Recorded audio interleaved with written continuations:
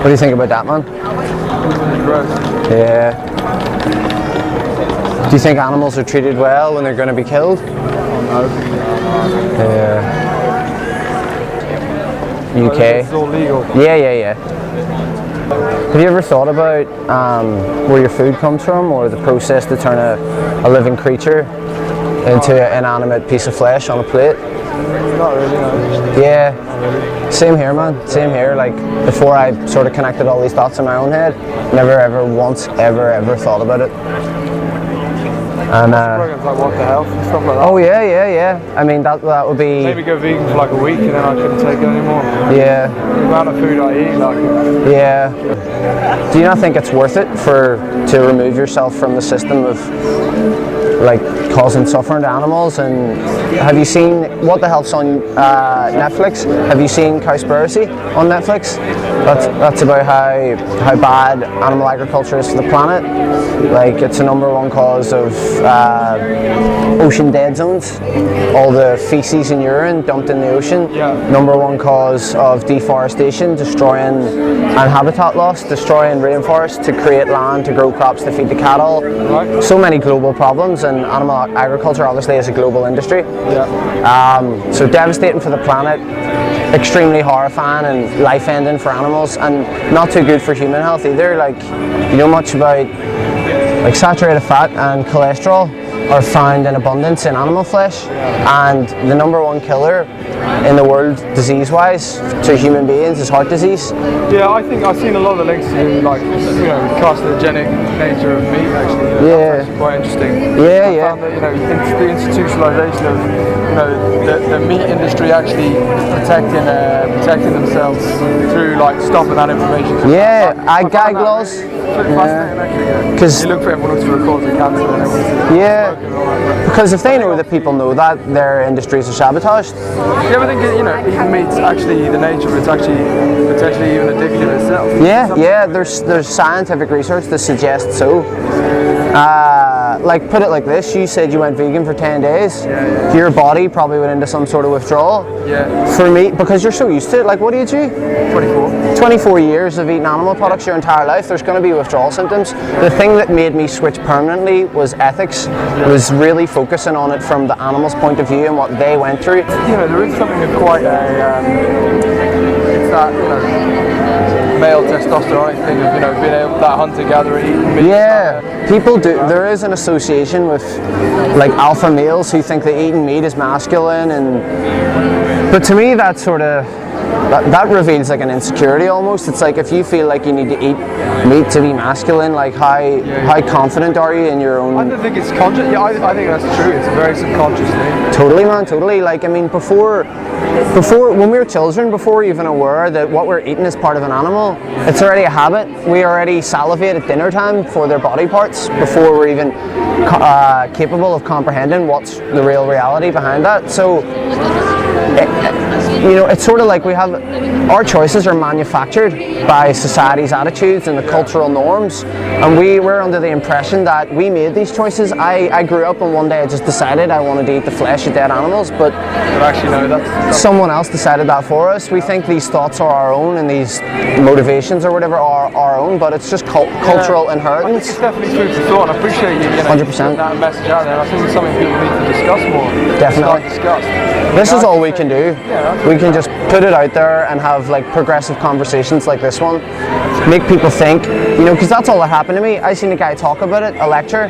It's a video on YouTube, and it's the result of 2,200 lectures, and it was recorded.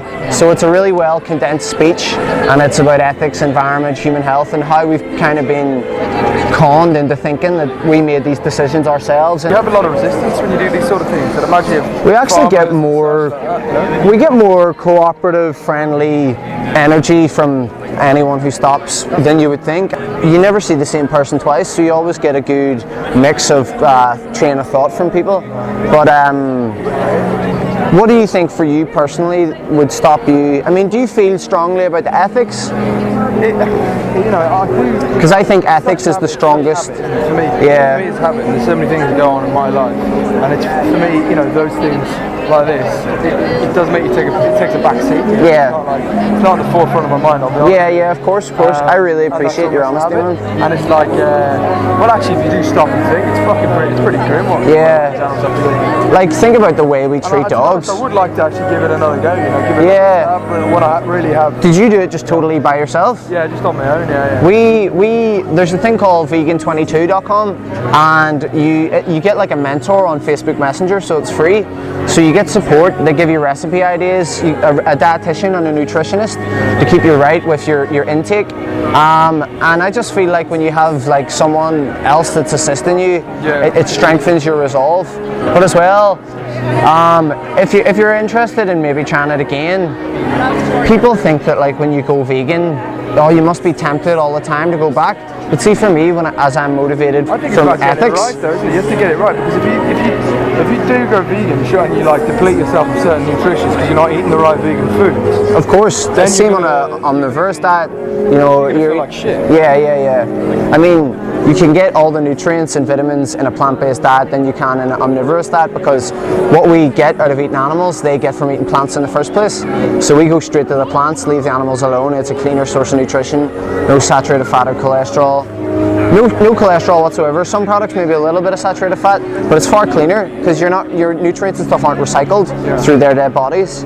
But yeah, man, there's so many approaches to it, ethics, environment, health, but I really feel like these are innocent creatures. They're defenseless. They haven't done anything wrong to deserve how they're treated, and we treat them worse than like rapists, pedophiles, murderers. And just because they can't speak up, just because they can't defend themselves or do anything about it, and you can see like that they feel pain and suffer and look kind of. I mean, how does that animal appear to you? And working in a slaughterhouse, people get desensitized to ultra-violence. It's like just shifting boxes in a line. This is a job. This needs to be done. Bang, that's it. Cut it up, package it, send it out to the shop. Yeah, but I think most people, when they're faced with the real reality, the footage, like they don't feel hungry. They don't feel even okay with it. They feel it to a degree uncomfortable. Some people more, some people a little less. But say like a lion, a true carnivore that eats raw flesh from the warm body of a dead animal, no problem preying on a gazelle that's injured, or they don't sympathize. But a well-balanced individual has some degree of sympathy for the plight. Should have been evolved almost. I think this is the next stage of evolution, if you will, like moving away from I don't know, it's an evolution of consciousness for me first, like consciously thinking about the way we live our lives and the negative impact that it has, and can we reduce that? Should we progress into that? Because we're not cavemen anymore, and it's essentially like a caveman diet, like we're eating dead animals in 2019 when we don't need to, and it's damaging the environment. And man, thanks for talking to me today. If I give you like an info card with more information, are you sure? I'm going to do a bit more myself. I know it's definitely giving me more to think, but thanks again. Here. Keep doing the good work. Man, that's all I watched on YouTube. The first one. You don't have to look at the rest of them. Yeah, just watch the first one. That's the speech I was talking about. And just made me feel really programmed to just not think about shit. And I'm sort of into that on other subjects as well. And it just really resonated with me, and I thought, you know what, I want to make some changes. I want my values to align with my actions. Because you seem like a nice guy. I'm sure you value peace, respect, love, harmony. It's not. I don't think it's about being nice. I think it's been about being ethical, thinking about decent. What you're doing, thinking about what you're doing, and you're in the right place. As long as you know why you're doing something. Yeah. It's something for me actually. I haven't been thinking enough about it. Yeah. Okay. Well, I appreciate that, man. Cheers.